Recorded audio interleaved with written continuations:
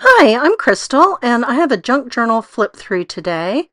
So I'm in a weird liminal space at work. I'm not actually retired, but I've gone from full-time salaried to part-time hourly, and I've given up all of my customer-facing duties, and so they already held the retirement party, even though I still work there. So for my junk journal, I used a gift bag that from a gift someone gave me at the party. It's the front, the spine, and then the back. And then I turned the handle from that bag into the cording that's at the corners of that cover. So I work for a private university, and so the amount of junk we get is insane. The front pocket is another piece of gift bag. And then I used a bunch of marketing materials and junk mail that I've gotten to make the pages and some of the decorations inside. So taking a step back from my job has been a little bit weird. And so I really like this image because you really tie your identity to your work sometimes. And so stopping that does feel a little bit like being erased. And I did go ahead and make this junk journal because I've got some feelings about this transition that I wanted to work out in journaling. So I saved the cards that everyone gave me off to the side in a decorative box, but not the envelopes. But I did tear out where people had handwritten my name, and I saved that. There's another gift bag handle. And then this is a form that we used to use in our office. I worked in the campus business office, or still work in the campus business office. This is one we haven't used in years, but I still had a copy. And then I've got this pocket with a little journaling card. That was a piece of mail that I got. And I got a couple of Far Side cartoons, and I liked this one because it says, "Congratulations, Frank, merriest man of the month." I thought that was hilarious. Then we've got more forms, now disused. This used to be the view from my office. We have since moved to an open plan office, which is terrible. I don't know who dreamed those up.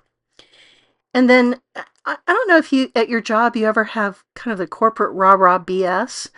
Well, we have that too, and ours came with a poster, which I made into this flip out page. So I guess it serves some purpose. But it's one of the many things that you get when you're working that it makes sense to display when you're working, but not afterward. So this little bag I made into a pocket, but then also it's a tuck spot, and I just love this. I survived another meeting that should have been an email. I know we've all had that feeling. So I just thought that was ideal. But we have a corporate magazine, and I've got a bunch of images in here from that. And then we get a lot of mail over time, so I've got a lot of images from that and stickers and whatnot. So really an ideal situation for making a junk journal. I have included some work-related quotations as well. This one says, "I don't know that there are any shortcuts to doing a good job," by Sandra Day O'Connor. But I have some complicated feelings about making this transition in life to this new phase. And so I really wanted to work that out with some journaling. So that's why I went ahead and made this journal so that I can write down my feelings as I transition from this identification with my job and my role to moving on to the next phase of my life where my work is no longer a key part of my identity. This was the view from my boss's office when we were in the taller building. Then I've got this one envelope that I kept that makes a lovely pocket. I've got another form. Oh, and then this. This is from our campus magazine, and it was Kennedy's moonshot speech, which happened to be delivered at Rice Stadium. And so everyone remembers him saying, "We do these things not because they are easy, but because they are hard." But the immediate preceding sentence is, "Why does Rice play Texas?" And the one and only time we beat Texas since then was 1994. So why does Rice play Texas? 10 times our size, a much better football school, just a crazy endeavor. But certainly a memorable day on the campus. I have more work, mail, and forms. This is the flap from that envelope, and I attached one of these cards. This was a piece of junk mail about enrolling in Medicare, but I thought it was appropriate.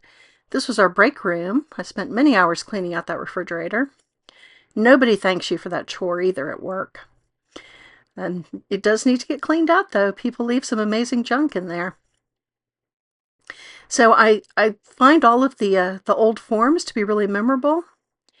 And then here, this was a little award that I won, and I got a picture here under the Post-it notes of me and some coworkers. And then I just wrote down all the wonderful gifts that people gave me, many excellent coworkers.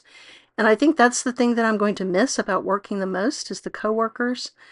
Not so much the work itself, but the coworkers for sure. Some really amazing people I've worked with over the years. So I have taken a step back from the customer-facing duties, and so now I'm only doing technical accounting tasks. Some more names off the fronts of envelopes, some more work forms, lots of journaling space for me to work in, and some columnar paper, which is actually relevant to my job. Then I liked this cartoon as well, which is chickens. It says, oh yeah, they work real hard all day long, 7 days a week, and the best part, they work for chicken feed. I know that anyone with a job has had that feeling. So this is something I got at work, and it makes sense to display, I guess, while you're still working there, but they have taken away my desk.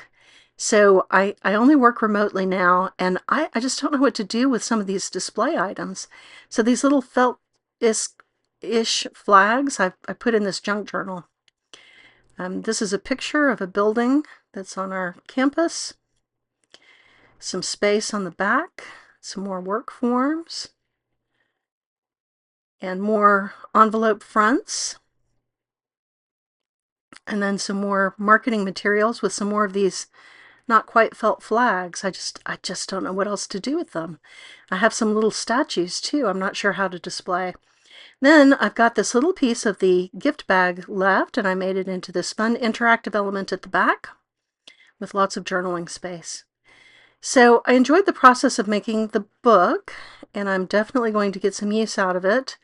And I've got some decorative elements and some photos of my coworkers to stick in as I journal through my feelings about this transition.